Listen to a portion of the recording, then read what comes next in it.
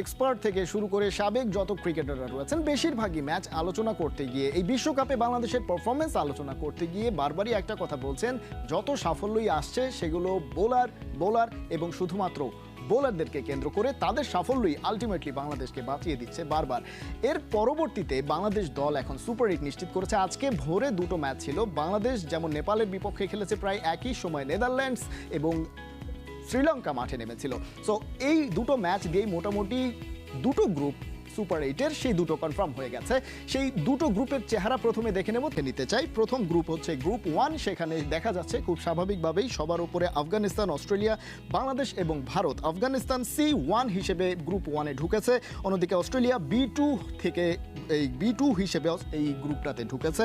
বাংলাদেশ ঢুকেছে D2 হিসেবে এবং ভারত ঢুকেছে A1 হিসেবে। অর্থাৎ এখানে প্রত্যেকটা দল একজন আরেকজনের বিপক্ষে, এক একটা দল 3টা করে ম্যাচ খেলবে, একজন আরেকজনের বিপক্ষে লিগ পদ্ধতিতে খেলবে এবং তারপরে নিশ্চিত হবে কারা যাচ্ছে সেমিফাইনাল। 17 বছর পর সুপার 8 উদযাপনের উপলক্ষ নিশ্চিত, তবুও অস্বস্তি টাইগার শিবিরে। অস্বস্তির নাম টাইগার টপ অর্ডার। গোটা বিশ্বকাপ জুড়েই যা ভোগাচ্ছে বাংলাদেশকে। বোলারদের নৈপুণ্যে গ্রুপ পর্ব পার হলেও এখনও সমাধানের খোঁজে টিম ম্যানেজমেন্ট। কেন হচ্ছে না এটা সবাই চেষ্টা করছে বের করার, কিন্তু কোনোভাবেই হচ্ছে না এবং এটা মেনে নেওয়ার মতো না। হ্যাঁ, এই উইকেট 140 থেকে 150 রান করার মতো উইকেট ছিল, যেটা আমরা করতে পারিনি। অবশ্যই এটা আমাদের জন্য একটা চিন্তার কারণ। অষ্টম আর শেষ দল হিসেবে সেরা 8-এ বাংলাদেশ। গ্রুপ 1-এ সঙ্গে 2 সাবেক বিশ্ব চ্যাম্পিয়ন সহ দুর্দান্ত ছন্দে থাকা আফগানরা। অধিনায়ক শান্ত অবশ্য ইতিবাচক। প্রতিপক্ষের নামের ভারে মনোযোগ না দিয়ে শোধরাতে চান নিজেদের ভুল ত্রুটিগুলো। এখন আমরা সুপার 8-এ খেলবো। সব ম্যাচই প্রতিদ্বন্দ্বিতাপূর্ণ হবে। আমার মনে হয় T20-তে বড় দল বলে কিছু নেই। আশা করি সুপার 8-এ আমরা ভালো করতে পারবো। সেন্ট ভিনসেন্ট ছেড়ে টাইগারদের গন্তব্য এবার অ্যান্টিগা। 3 দিনের বিরতি শেষে ভিপ রিচার্ডস স্টেডিয়ামে অস্ট্রেলিয়ার বিপক্ষে খেলবে শান্তর দল। 38 ঘন্টারও কম সময় ব্যবধানে দ্বিতীয় ম্যাচ ভারতের বিপক্ষে। 2 ভিন্ন প্রতিপক্ষকে সামলাতে বেশ বেগ পোহাতে হবে টাইগারদের। প্রথম 2 ম্যাচ শেষে আবারও এই কিংসটাউনে ফিরবে শান্ত সাকিবরা। নেপালের স্পিনাররা যেভাবে ভুগিয়েছে তাতে আফগান পরীক্ষা নিয়ে দুশ্চিন্তা হওয়াটাই স্বাভাবিক লাল সবুজের জন্য। আগের খেলা 8 বিশ্বকাপের সাফল্য ছাড়িয়ে গেছে এরই মধ্যে। এবার দেখার বিষয় টিম টাইগাররা প্রথমবারের মতো সুপার 8-এ জয়ের দেখা পায় কিনা।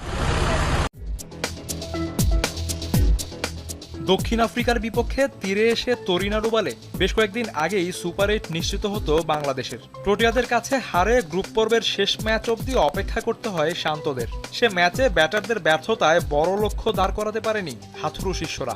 তবে স্বল্প রানের পুঁজিতেই নেপালকে আটকে দিয়েছে বাংলাদেশ, যার দরুন শেষ 8-এ জায়গা করে নিয়েছে লাল সবুজ জার্সিধারীরা। অর্থাৎ চূড়ান্ত হয়ে গেছে সুপার 8-এর পূর্ণাঙ্গ সূচি। গ্রুপ 1-এ বাংলাদেশকে লড়াই করতে হবে অস্ট্রেলিয়া, ভারত, আফগানিস্তানের মতো দলের সাথে। আর গ্রুপ 2-তে আছে ইংল্যান্ড, উইন্ডিজ, দক্ষিণ আফ্রিকা ও যুক্তরাষ্ট্র। অর্থাৎ তুলনামূলক কঠিন গ্রুপেই পড়েছে বাংলাদেশ। বলা যেতে পারে শান্ত সাকিবদের জন্য সুপার 8 বাঁধা টপকানো সহজ হবে না। সেমিফাইনালে ওঠার লড়াই শুরু আগামী 19 জুন। সেদিন মাঠে গড়াবে একটি মাত্র ম্যাচ, যেখানে মাঠে নামবে দক্ষিণ আফ্রিকা ও যুক্তরাষ্ট্র। পরদিনই রয়েছে 2টি ম্যাচ। সেখানে খেলতে দেখা যাবে ভারত, ইংল্যান্ড, উইন্ডিজের মতো ক্রিকেট পরাশক্তিদের। আর 21 জুন নিজেদের প্রথম ম্যাচ খেলবে বাংলাদেশ। প্রতিপক্ষ মাইটি অস্ট্রেলিয়া। সেদিন ইংল্যান্ড, দক্ষিণ আফ্রিকারও লড়াই দেখবে ক্রিকেট বিশ্ব। পরদিনই আবার বাংলাদেশের ম্যাচ। নর্থ সাউন্ডে টাইগারদের মোকাবিলা করতে হবে ভারতের মতো শক্তিশালী দলকে। একই দিনে স্বাগতিক 2 দল খেলবে ব্রিজ টাউনে। 23 আর 24 জুনও আছে 2টি করে ম্যাচ। এই 2 দিনে টানা 2টি ম্যাচ খেলবে অস্ট্রেলিয়া। সে ম্যাচগুলোতে তাদের প্রতিপক্ষ আফগানিস্তান আর ভারত। তাছাড়া ইংল্যান্ড, যুক্তরাষ্ট্র, উইন্ডিজ, দক্ষিণ আফ্রিকার ম্যাচও হবে এই 2 দিন। সুপার 8-এর শেষ ম্যাচটি খেলবে বাংলাদেশ আর আফগানিস্তান। নিয়মানুযায়ী 2 গ্রুপের সেরা 2টি করে 4টি দল উঠবে সেমিফাইনালে। একদিন বিরতি দিয়ে মাঠে গড়াবে সেরা 4-এর লড়াই। হলো দৃশ্যমান আপনাদের সামনে, এবং বাংলাদেশের যে পারফরমেন্স, বাংলাদেশের মান সম্মান বাঁচানোর লড়াই। নেপালের বিপক্ষে বাংলাদেশ যেই ম্যাচটা অলমোস্ট হেরে গিয়েছিল, নেপালের বিপক্ষে যেই ম্যাচে বাংলাদেশকে অলমোস্ট ডুবিয়ে দিয়েছিল বাংলাদেশের টপ অর্ডার, 31 রানে 4 উইকেট হারানোর পর এরপর সাকিব এবং রিয়াদের কিছুটা চেষ্টা এবং তারপর আবারও মুখ থুবড়ে পড়া। 17তম ওভারে গিয়ে রিশাদের টানা 1 চার এবং 1 ছয় শেষ পর্যন্ত বাংলাদেশ স্কোরটাকে 100+ করলো। এবং সেটাও যখন একটা সংশয়ের মধ্যে থাকে যে বাংলাদেশ দল এই রানটাকে ডিফেন্ড করতে পারবে কিনা, বাংলাদেশ দল কি সত্যি সত্যি নেপালের মতো একটা দলের বিপক্ষে হেরে বসবে, যখন এই শঙ্কা এই সংশয় চারদিকে, ঠিক তখন সকল উৎকণ্ঠা এক ফুৎকারে উড়িয়ে দিলেন তানজিম হাসান সাকিব। যেই কাজটা তিনি করেছিলেন একইভাবে দক্ষিণ আফ্রিকার বিপক্ষে, 4 ওভার বল করেছিলেন, 18 রান দিয়েছিলেন, 3 উইকেট নিয়েছিলেন, 113 রানের মধ্যে সাউথ আফ্রিকাকে আটকে রাখার ক্ষেত্রে হি প্লেড আ বসিং রোল। সেই তানজিম হাসান সাকিব শেষ পর্যন্ত সাউথ আফ্রিকার বিপক্ষে বাংলাদেশকে জেতাতে পারেন নাই।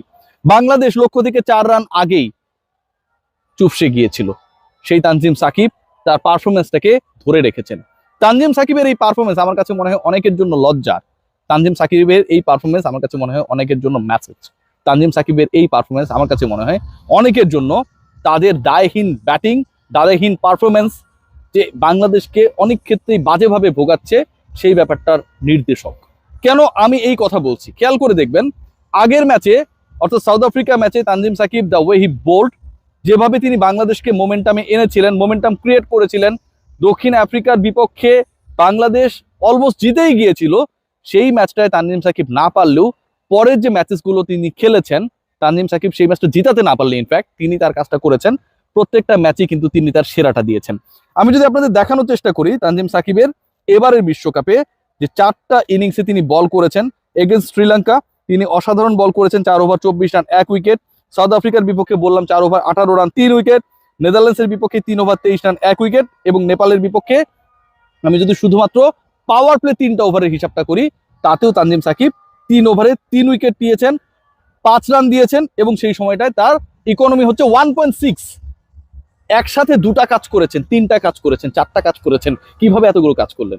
প্রথম কাজ যেটা, সেটা হচ্ছে বাংলাদেশ যে আসলে কম রানে আটকে গেছে সেই রানটাকে চেস করার ক্ষেত্রে প্রতিপক্ষ যখন পাওয়ার প্লেকে কাজে লাগাতে চাইবে, প্রতিপক্ষ যখন পাওয়ার প্লেকে কাজে লাগিয়ে মোটামুটি একটা 50-60 রান করার চেষ্টা করবে, লক্ষ্যটাকে ছোট বানিয়ে আনার চেষ্টা করবে, ঠিক তখন সেখানটা বাগড়া দিয়েছেন আমার তানজিম হাসান সাকিব। 6 ওভারে বাংলাদেশ 31 তুলেছিল 4 উইকেটে, নেপাল 6 ওভার শেষে তুলেছিল 24 রান 4 উইকেটে, যা 3টা হচ্ছে আমার তানজিম সাকিবের। অসাধারণ না? দ্বিতীয় যে কাজটা তিনি করেছেন সেটা হচ্ছে বাংলাদেশের টপ অর্ডার ফেল করার পর অনেকেই মুষড়ে পড়েছিলেন, মাঠে যারা দর্শক ছিলেন অনেকেই কাঁদছিলেন, আমি দেখেছিলাম। ক্রিকেটার যারা ছিলেন তারা এটাকে আনবিলিভেবল মনে করছিলেন। যারা ক্রিকেট বোর্ডের 2-1 কর্মকর্তা এখানটায় রয়েছেন, আহমেদ সাজ্জাদুল আলম সহ অন্য 2-1, তারা সবাই আসলে ব্যাপারটাকে নিতে পারছিলেন না। অনেকের সাথে আমার কথাও হচ্ছিল ফোনে, তারাও আসলে এক্সপেক্ট করছিলেন যে বাংলাদেশ যেন 120-30 করতে পারে নাই, অর্থাৎ এক্সপেকটেশন বাংলাদেশ পূরণ করতে পারে নাই। কিন্তু এক্সপেকটেশন পূরণ করতে না পারলেও বাংলাদেশকে জেতানোর ক্ষেত্রে তানজিম হাসান সাকিব তার করা প্রথম 3 ওভারই, দলীয় প্রথম 6 ওভারই যা করার করে দিয়েছেন। তানজিম হাসান সাকিব আরো একটা কাজ করেছেন, সেটা হচ্ছে অনেকেই ম্যাচের পর ম্যাচ সুযোগ পান, ম্যাচের পর ম্যাচ তাদেরকে বাংলাদেশ দল তার জায়গাটা যেন একটু ফিক্স করে দিয়েছে, এরকম একটা সিচুয়েশন। রান করুক না করুক, স্ট্রাইক রেট ঠিক থাকুক না থাকুক, নো ম্যাটার, তাদের অবস্থানটা পোক্ত। অথচ সেই জায়গায় যদি মাহমুদুল্লাহ রিয়াদ হতেন, সেই জায়গায় যদি জাকের আলী অনিক হন, সেই জায়গায় যদি তাওহিদ হৃদয় হন, কিংবা সেই জায়গায় যদি ইভেন সাকিব আল হাসান হন, তিনি বিশ্বকাপের শুরুর 2টা ম্যাচে খারাপ করেছেন, সেটা নিয়ে মোটামুটি এত আলোচনা, এত সমালোচনা, এত বিব্রতকর লজ্জাকর কথাবার্তা বলা হয়েছে, কাউকে ছাড়া হয়নি। এবং ক্রিকেট বোর্ডের অভ্যন্তরেও সাকিবের সেই সময় রিটায়ারমেন্ট বা টি-20 থেকে সরে যাওয়া নিয়ে আলোচনা ছিল, কিন্তু এন্ড অফ দ্য ডে দুজনকে নিয়ে কোনো আলোচনা হয় না। তাদেরকে ঘুরিয়ে ফিরিয়ে শিফটিং করে চেয়ার আপ গিয়ার আপ করে প্রত্যেকটা ম্যাচই সুযোগ দেওয়া হয়। একদম তো সুযোগ পাবেনি, তাকে রাখতেই হবে, হি ইজ দ্য ক্যাপ্টেন। ক্যাপ্টেনকে কে সরাবে? ক্যাপ্টেনকে সরানোর কেউ না। যতই চার্লস ব্রিটেনের রাজা অসুস্থ হোক না কেন, তিনি তো রাজাই, তাকে রাখতেই হবে ভাই। এরকম অবস্থা হয়েছে নাজমুল হোসেন শান্ত। সরানোর কে নেই, পারফর্ম করুক আর না করুক, আজকের ম্যাচেও আন্ডার পারফর্মার। সামনের দিকে নেতৃত্ব দিয়েছেন বাংলাদেশের শুরুর ওভারগুলোতে উইকেট হারানোর ক্ষেত্রে। আরেকজন লিটন কুমার দাস, তিনি কোন বলে স্বস্তির ক্রিকেটটা খেলছেন সেটাই যেন একটা বড় বড় প্রশ্ন। এবং বাংলাদেশের ব্যাটিং ইউনিটকে ঠিকঠাক করার জন্য ব্যাটিং কোচেরা কি করছেন, কোচিং স্টাফরা কি করছেন, এটাও একটা বড় প্রশ্ন। ইনকামিং বলে একটা সময় আমরা দেখতাম যে লিটন কুমার দাস পারছেন না, লিটন কুমার দাস ইনকামিং বল দেখলে দ্রুত আউট হয়ে যাচ্ছেন, আর এখন আমরা দেখছি Liton Kumar Das short pitch ball খেলতে পারছেন না, পুল করতে পারছেন না। এই যে ঘটনা প্রবাহ ঘটছে, এবং এই ঘটনা প্রবাহ ঘটার পর বহাল তবিয়তে 11-এ এদের দুজনের জায়গা পাওয়া নিয়ে কোনো ধরনের যখন কম্পিটিশন হয় না, ঠিক তখন ভালো পারফর্ম করার পরেও কোনো ম্যাচকে ছাড় দেন না তানজিম হাসান সাকিব। এটাই হচ্ছে সবচেয়ে বড় প্রাপ্তি। রিল্যাক্স হওয়ার কোনো সুযোগ নেই, কারণ বাংলাদেশের বোলিং ডিপার্টমেন্টকেই দিন শেষে হাল ধরতে হচ্ছে। তানজিম সাকিবের শরীরটা যত ছোটই হোক না কেন, কাঠটা চাওড়া হোক আর না হোক, দিন শেষে দায়িত্ব তো তার। একবার চিন্তা করে দেখুন পাওয়ার প্লেতে কি অসাধারণ বল করেছেন, কিভাবে ধসিয়ে দেওয়ার চেষ্টা করেছেন নেপালের টপ অর্ডারকে। একবার চিন্তা করে দেখুন তিনি এমন একজনের জায়গায় খেলছেন, বিশ্বকাপ শুরুর আগে, সত্যিকারের বিশ্বকাপ শুরুর আগে ভাবাই হতো শরীফুল ইসলামকে বাদ দিয়ে 11 করা ভাই সম্ভব না। বাংলাদেশের top player, top pacer, not even Taskin, not even Mustafiz. Tanzim Hasan Sakib তিনি তো হচ্ছে বেঞ্চের ক্রিকেটার। কেউ ইনজুর্ড হলে কোনো কারণে আমি যদি বাজিয়ে দেখতে চাই তখন তানজিম সাকিবকে আমি খেলাবো, কোনো কারণে যদি আমি 4 জন সিমার খেলাতে চাই তখন আমি তাকে খেলাবো। এই যখন পজিশন, ঠিক তখন শরীফুলের injury, open the door for him. কি করে দেখালেন, কি করে দেখাচ্ছেন, কিভাবে বাংলাদেশের সম্মান রক্ষা করছেন। ছোট্ট কাঁধে, খুব বেশি বড় যে মানুষটা না, যার ইন্টারন্যাশনাল ক্রিকেটে ডেবুই হয়েছে আর কিছুদিন আগে, সেই ক্রিকেটার, যার এই বিশ্বকাপের ম্যাচেসগুলো খেলাই হচ্ছে কারো একজনের ইনজুরির কারণে, সেই ক্রিকেটার, যেই ক্রিকেটার জানেন যে দুটো ম্যাচে খারাপ করলেই তিনি বাদ পড়ে যেতে পারেন, সেই ক্রিকেটার বাংলাদেশকে লিড করছেন ফ্রম দ্য ফ্রন্ট। যে কাজটা করার কথা ছিল আমার লিটন কুমার দাসের, যে কাজটা করার কথা ছিল আমার নাজমুল হোসেন শান্তর কিংবা তানজিদ তামিমের, যে কাজটা সিনিয়ররাও করতে পারেননি, সেই কাজটা তিনি করে দেখিয়েছেন। বাংলাদেশের ক্রিকেটে এবারের বিশ্বকাপে সবচেয়ে বিব্রতকর অভিজ্ঞতার যেটা সম্মুখীন আমরা হয়েছি, সাক্ষী আমরা হয়েছি মাঠে থেকে, সেটা কি জানেন? সেটা হচ্ছে নেপালের বিপক্ষে বাংলাদেশের 20 ওভার পর্যন্ত খেলতে না পারা। 20টা ওভার বাংলাদেশ খেলতে পারে নাই ভাই। এর থেকে দুঃখের কিছু হতে পারে? বাংলাদেশের 10 ব্যাটার, একজন তো আরেক প্রান্তে অপরাজিত থাকেন, 20 ওভার টিকতে পারে নাই নেপালের এগেনস্টে। সেই দলটাকে উদ্ধার করেছেন দলের সবচেয়ে কনিষ্ঠ ক্রিকেটারদের একজন। যদি সেটা হয় বিব্রতকর অভিজ্ঞতা, লজ্জার অভিজ্ঞতা, যেটা আসলে মেনে নেওয়ার না, কোনো যুক্তিতে যেটাকে আসলে গ্রান্টেড করার সুযোগ নেই, এটা যদি হয় তাই, তাহলে তানজিম সাকিব যেটা করেছেন এটা অভাবনীয়, অবিস্মরণীয়, অস্পর্শনীয় এবং অন্যদের জন্য আমার কাছে মনে হয় পালনীয়। বাকিরা কি পালন করবে? বাকিরা কি চেষ্টা করবে তাদের রোলটা ঠিকঠাকভাবে প্লে করার? প্রত্যেক ম্যাচে না হোক ভাই, এক ম্যাচ পরপর করেন, টানা ডাব্বা মারা, টানা 9 ইনিংসে বিলো 100 স্ট্রাইক রেটে আউট হওয়া, পুল করতে না পারা নেপালি বোলারের এগেনস্টে, আর বলার কিছু নেই।